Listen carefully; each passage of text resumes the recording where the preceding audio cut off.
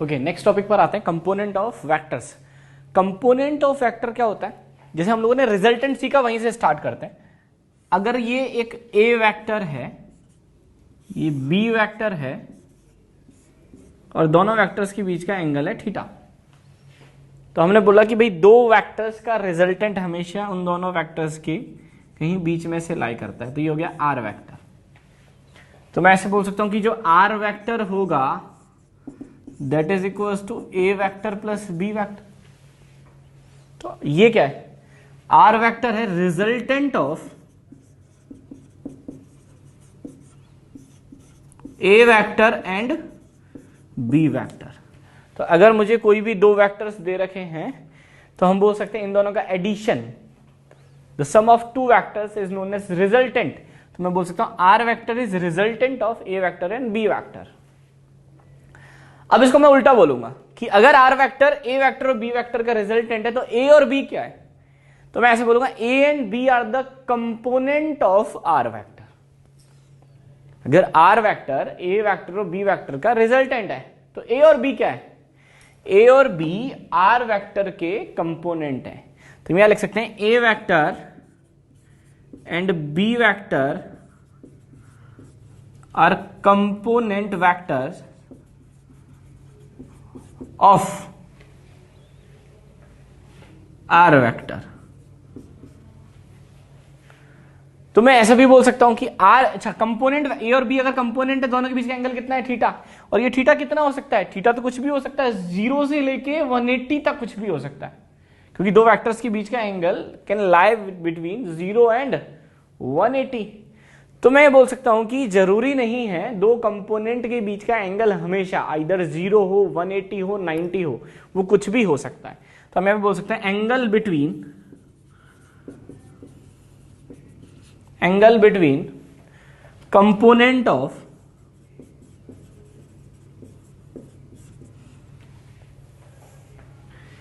Any vector can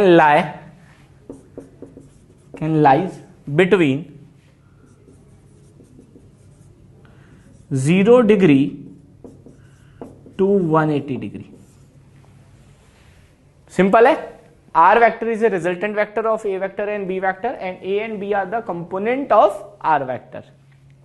a और B के बीच का एंगल क्या 0 है क्या? यहां पर नहीं है। क्या 180 है क्या? नहीं है। कोई भी एंगल हो सकता है।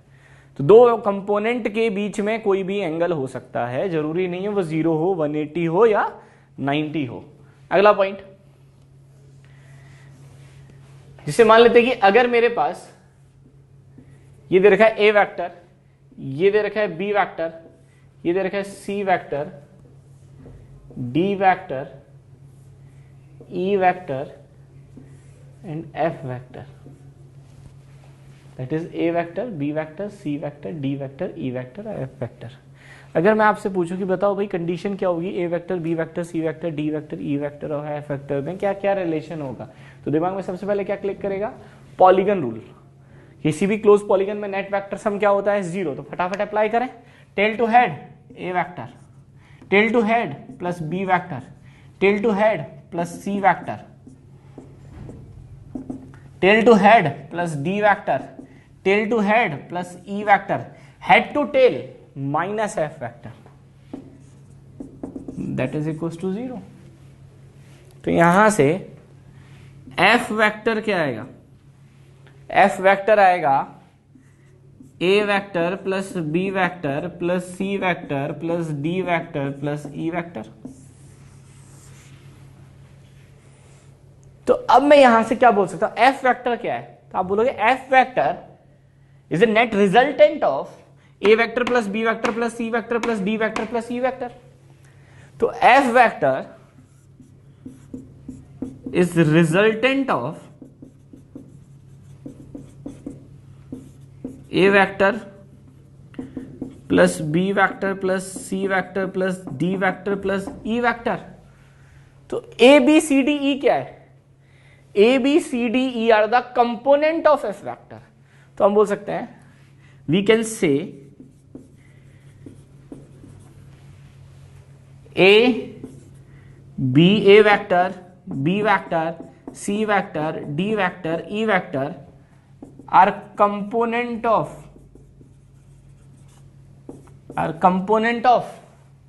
F vector.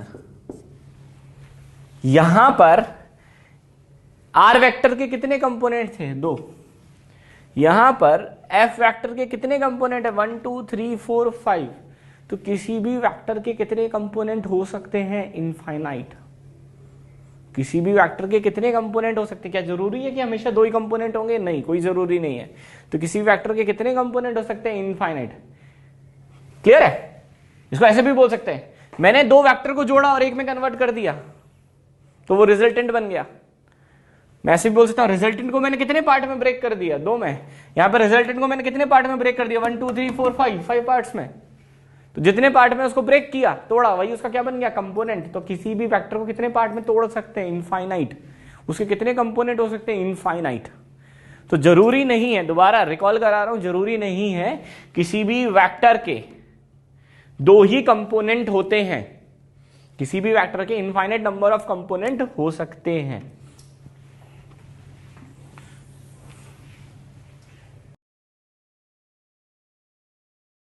तो नेक्स्ट पॉइंट पर आते हैं, रेक्टेंगुलर कंपोनेंट. तो अभी कंपोनेंट देख लिया कि भाई कंपोनेंट क्या होता है, कि किसी भी वेक्टर के कितने कंपोनेंट हो सकते हैं? इनफाइनाइट. तो हम बोल सकते हैं R vector equals to A vector and B plus B vector. तो A vector plus B vector, A vector plus B vector, वो आर वेक्टर आया, that is the resultant vector. तो ए वेक्टर और बी वेक्टर क्या हो गए? Component हो गए. अब अगले पॉइंट पर आते हैं, रेक्टेंगुलर कंपोनेंट. रेक्टेंगुलर कंपोनेंट क्या होता है? इसको हम सबसे ज्यादा यूज करेंगे. इसको समझने का तरीका बिल्कुल आसान है. सपोज मान लेते हैं ये मेरे पास एक्स एक्सिस हो गई और ये वाई एक्सिस हो गई. समझने के लिए मैंने बना लिया, ये एक्स एक्सिस हो गई, ये वाई एक्सिस हो गई, ये ओरिजिन हो गया और ये मेरा कोई वेक्टर हो गया. मान लेते हैं that is O A vector, और ये मैंने मान लिया दैट इज ए वेक्टर के बराबर. तो ये वेक्टर हो गया ए वेक्टर, ये हो गई एक्स एक्सिस, ये हो गई वाई एक्सिस. ये एंगल मान लेते हैं थीटा. कैलकुलेट करना है हमें कि रेक्टेंगुलर कंपोनेंट क्या होगा. तो अगर मैं इस ए पॉइंट पर अगर मुझे पहुंचना है,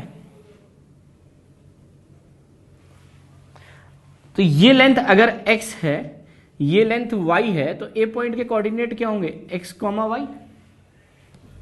ए पॉइंट के कोऑर्डिनेट क्या होंगे? x, y. तो मैं बोल सकता हूं OA वेक्टर क्या होगा? That is A position vector. OA vector क्या होगा? That is A position vector. तो अगर OA वेक्टर आप कैलकुलेट करोगे तो that is xik plus yjk. अगर आपको पोजीशन पता है x, y, z, तो पोजीशन वेक्टर क्या होता है? xik plus yjk plus zkk. z है नहीं, तो यहां से आ जाएगा xik प्लस yjk. तो किसी भी तरह से अगर मैं x निकाल दूं a वेक्टर की टर्म में, तो उसको मैं यहां पुट कर दूंगा. y निकाल दूं तो मैं इधर पुट कर दूंगा. तो x कैसे कैलकुलेट करें? अगर मैं cos थीटा लिखूं, cos थीटा क्या होता है? cos theta is base upon hypotenuse. तो बेस लेंथ ये हो गई cos थीटा, इस ट्रायंगल की बात कर रहे हैं, तो cos theta is base upon hypotenuse. तो बेस लेंथ मैंने कितनी मानी है? x. और हाइपोटेनस की लेंथ क्या हो जाएगी? इस वेक्टर का magnitude, that is magnitude of A vector. तो यहां से आपके पास x आ जाएगा, x is equals to magnitude of A vector into cos theta. इसी तरह से अगर मैं साइन थीटा लिखता, साइन थीटा क्या आएगा? साइन थीटा आएगा perpendicular upon hypotenuse, that is perpendicular upon hypotenuse. और परपेंडिकुलर कितना होगा? Perpendicular is y, perpendicular is y upon hypotenuse. Hypotenuse की लेंथ क्या हो जाएगी? Magnitude of A vector. और अगर मैं यहां से कैलकुलेट करूं तो मेरे पास y भी आ गया कि y इज इक्वल्स टू, इसको इधर ले जाएं तो y is magnitude of A vector into sine theta. मेरे पास x आ गया, मेरे पास y आ गया, तो इसको यहां पे पुट कर दें तो OA वेक्टर आ जाएगा.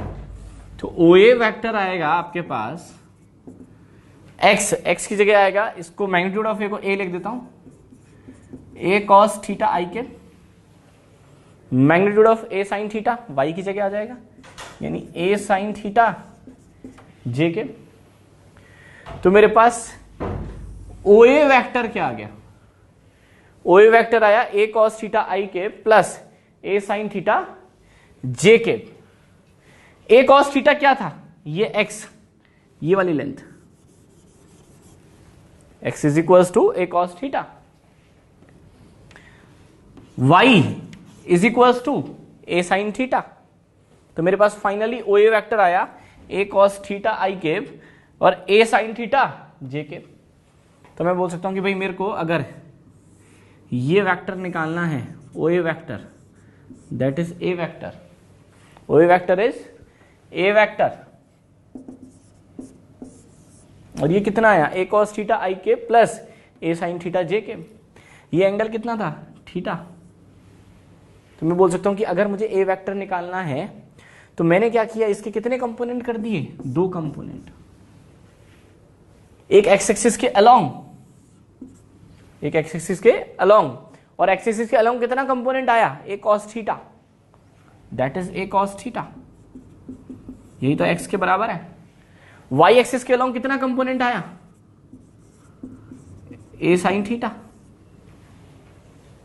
तो मैं बोल सकता हूं ए कॉस थीटा आई के plus A sine theta j के आपको ए वेक्टर दे देगा।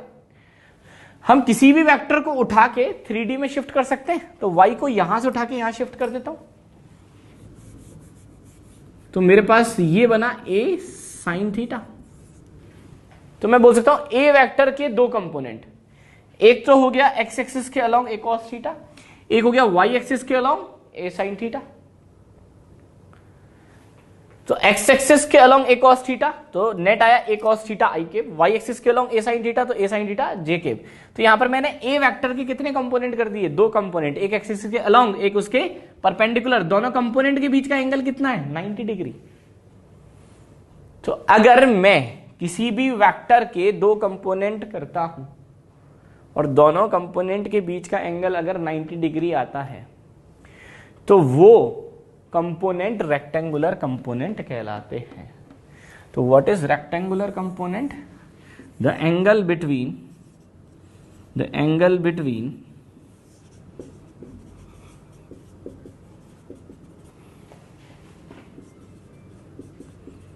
Component is equal to 90 degree. तो यहां से मेरे पास ए वेक्टर के दो कंपोनेंट आ गए, A cos theta and A sine theta, और ए वेक्टर को लिखा हमने ए कॉस थीटा आई के plus A sine theta j के। अब इसको हम इस तरह से और सोच सकते हैं कि सपोज अगर ये वेक्टर था ए वेक्टर, ये एंगल है थीटा, तो थीटा के along on side of theta A vector का कंपोनेंट कितना हो जाएगा, ए कॉस थीटा।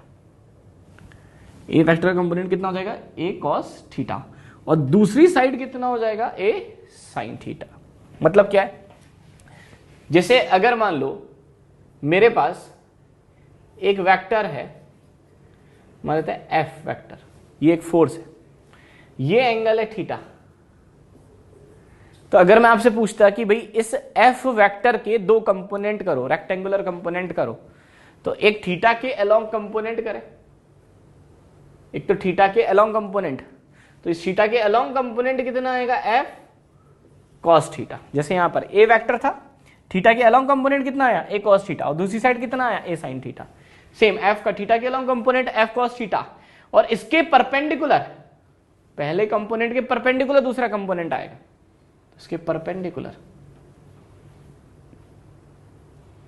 इसके परपेंडिकुलर दूसरा कंपोनेंट आएगा, वो कितना हो जाएगा, F sine theta. Okay, component के अब एप्लीकेशन पार्ट पर आते हैं। जैसे एक बिल्कुल सिंपल सा क्वेश्चन है, a force is acting on A particle, ये पार्टिकल हो गया, इस पे फोर्सेज लग रही है, कौन को कितनी फोर्सेज है, टोटल 3 फोर्सेज दिखा रखी हैं, 50 न्यूटन, 20 न्यूटन और 100 न्यूटन। डायरेक्शन प्रोवाइड कर रखी है, तो ये एक्स एक्सिस हो गई, ये वाई एक्सिस हो गई, यानी मैं मान सकता हूं ये बोर्ड का प्लेन है, इस बोर्ड के प्लेन में ही फोर्सेज लग रही हैं। ये हो गई एक्स एक्सिस, ये हो गई वाई एक्सिस। एक्स एक्सिस में फोर्सेस 50 न्यूटन, वाई एक्सिस में फोर्सेस 20 न्यूटन, और एक और फोर्स लग रही है जो इस डायरेक्शन में, और वो कितनी है, 100 न्यूटन। अब वो कैलकुलेट करना है कि रिजल्टेंट फोर्स वेक्टर निकालना है, वेक्टर। तो रिजल्टेंट फोर्स वेक्टर क्या होगा, यानी फोर्स को वेक्टर फॉर्म में लिखना है। Angle made by the resultant force with the x axis निकालना है कि भाई जो रिजल्टेंट फोर्स आएगी वो एक्स एक्सिस से कितना एंगल बनाएगी। और तीसरा magnitude of the resultant force, जो फोर्स निकालोगे उसका मैग्नीट्यूड निकालना है। तो पहली बात, कितनी फोर्सेस हैं, 3, 50 न्यूटन, 20 न्यूटन और 100 न्यूटन। इन तीनों का रिजल्टेंट निकालना पड़ेगा, यानी मुझे तीनों फोर्सेस का क्या करना पड़ेगा, वेक्टर एडिशन। जैसे मान लो अगर ये F1 फोर्स है, ये F2 फोर्स है और ये F3 फोर्स है, तो रिजल्टेंट फोर्स क्या होगा, आप क्या लिखोगे, F रिजल्टेंट वेक्टर। तो ये होगा F1 vector plus F2 vector plus F3 vector, एक होगा ये। अब F1 वेक्टर को अगर मैं लिखना चाहूं तो F1 वेक्टर को मैं ऐसे लिख सकता हूं 50i के, 50i के। F2 वेक्टर को लिखना चाहूं तो F2 वेक्टर हो जाएगा 20j के। लेकिन F3 वेक्टर को कैसे लिखें, क्योंकि ना तो ये x डायरेक्शन में ना ये y में, ये किसी xy डायरेक्शन, xy प्लेन में। तो हम क्या करेंगे, इस F3 वेक्टर के रेक्टेंगुलर कंपोनेंट कर लेंगे। हम इस F3 वेक्टर के रेक्टेंगुलर का मतलब कंपोनेंट इन 2 परपेंडिकुलर डायरेक्शन। अब कौन सी 2 परपेंडिकुलर डायरेक्शन लेंगे, एक लेंगे x एक्सिस और एक लेंगे y एक्सिस। तो वेक्टर ऐसा है, तो एक कंपोनेंट आ जाएगा x एक्सिस के अलोंग, कौन सी एक्सिस, नेगेटिव x एक्सिस, ऐसा है ना, ये डायरेक्शन है। तो कंपोनेंट होंगे एक इधर और एक नेगेटिव y डायरेक्शन में नीचे की तरफ। थीटा के अलोंग कंपोनेंट, कोई भी वेक्टर a है तो उसका थीटा के along component a cos theta, दूसरी side perpendicular side a sin theta. तो सेम 100 है, तो इसका इस डायरेक्शन में कंपोनेंट कितना हो जाएगा, लिख सकते हो 100 थीटा के along a cos theta, a की जगह कितना है मैग्नीट्यूड 100, तो 100 cos 37। और इस कंपोनेंट के परपेंडिकुलर दूसरा कंपोनेंट नीचे क्यों आया, ऊपर क्यों नहीं आया, भाई वेक्टर ये है ना। तो 2 कंपोनेंट, एक x में और एक y में, तो ये कितना हो जाएगा 100 sin थीटा यानी sin 37। तो मेरे पास इस वेक्टर के 2 कंपोनेंट हो गए, ये हो गया x में, ये हो गया y में। cos 37 वैल्यू सॉल्व करते हैं, cos 37 कितना होता है, cos 37 is 4/5 and sin 37 is 3/5। तो cos 37 is 4/5, sin 37 is 3/5। तो यहां लिखे 100 इंटू 4/5 कितना आया 80, sin 37 is 3/5, तो 100 इंटू 3/5 कितना आया 60। तो अगर मैं F3 फोर्स पूछूं तो अब मैंने इस F3 फोर्स 100 न्यूटन फोर्स के कितने कंपोनेंट कर दिए, 2, एक नेगेटिव x में और एक नेगेटिव y में। तो ये बना 80, ये बना 60। तो वेक्टर फॉर्म में लिखूंगा तो माइनस का 80i क्यूब, माइनस का 80i क्यूब कैसे आया, आप इसको लिखोगे 80 minus of i cube and 60 minus of j cube. Direction भाई minus x minus i minus y minus j। तो F3 के 2 कंपोनेंट x डायरेक्शन में माइनस का 80i के, y डायरेक्शन में माइनस का 60j के। यहां से अगर मैं इसको सॉल्व करूंगा तो ये 50 माइनस 80 माइनस का 30i के, ये 20 ये माइनस 60 माइनस का 40j के। तो ये मेरे पास क्या आ गया, F रिजल्टेंट। तो मेरे पास रिजल्टेंट फोर्स आ गया वेक्टर फॉर्म में। तो ये फर्स्ट आंसर आ गया। सेकंड मैंने क्या पूछा आपसे कि भाई angle made by this resultant force with the x axis, कि ये फोर्स एक्स एक्सिस से कितना एंगल बनाएगी। तो पहले हम इस फोर्स को ड्रॉ करते हैं भाई। अब ये रिजल्टेंट फोर्स आएगी कहां, तो ये एक्स एक्सिस, ये वाई एक्सिस, एक्स में कितना -30, माइनस का मतलब क्या है, डायरेक्शन, यानी पॉजिटिव एक्स ना होके नेगेटिव एक्स डायरेक्शन में। और कितने न्यूटन का फोर्स है नेगेटिव एक्स में, 30 न्यूटन का। वाई में कितना आ रहा है, नेगेटिव वाई में आ रहा है, नीचे की तरफ कितने न्यूटन का फोर्स है, 40 न्यूटन का। तो नेट रिजल्टेंट फोर्स कहां आएगा, इस डायरेक्शन में, क्योंकि अगर ये दोनों इसके कंपोनेंट हैं तो रिजल्टेंट इसके बीच में आएगा। तो ये एक्स एक्सिस से कितना एंगल बना रहा है, ये हो गया थीटा। और टेन थीटा कैसे लिख सकते हो, tan theta is perpendicular upon base, that is perpendicular upon base. और किसी भी वेक्टर को, इस 40 न्यूटन को मैं उठा के यहां ला सकता हूं, क्योंकि किसी भी वेक्टर को 3D में हम शिफ्ट कर सकते हैं। तो ये हो गया 40, ये हो गया 30, that is 40 divided by 30, perpendicular that is 40, base 30, तो 40 divided by 30 that is 4/3। Tan theta 4/3 कब आता है, जब थीटा कितना होता है 53 डिग्री, जब थीटा कितना होता है 53 डिग्री। तो यहां से मेरे पास एंगल आ गया, तो सेकंड आंसर भी आ गया। And third, the magnitude of the resultant force, ये तो बिल्कुल आसान है, रिजल्टेंट फोर्स आ गई, तो रिजल्टेंट फोर्स का मैग्नीट्यूड क्या होगा, the magnitude of resultant force that is equal to under root of 30 square plus 40 square, I cube के कोफिशिएंट का स्क्वायर प्लस जे क्यूब के कोफिशिएंट का स्क्वायर। और ये कितना हो जाएगा, फिर इसको सॉल्व करोगे तो 50 आ जाएगा। तो नेट रिजल्टेंट फोर्स कितने न्यूटन का, 50 न्यूटन।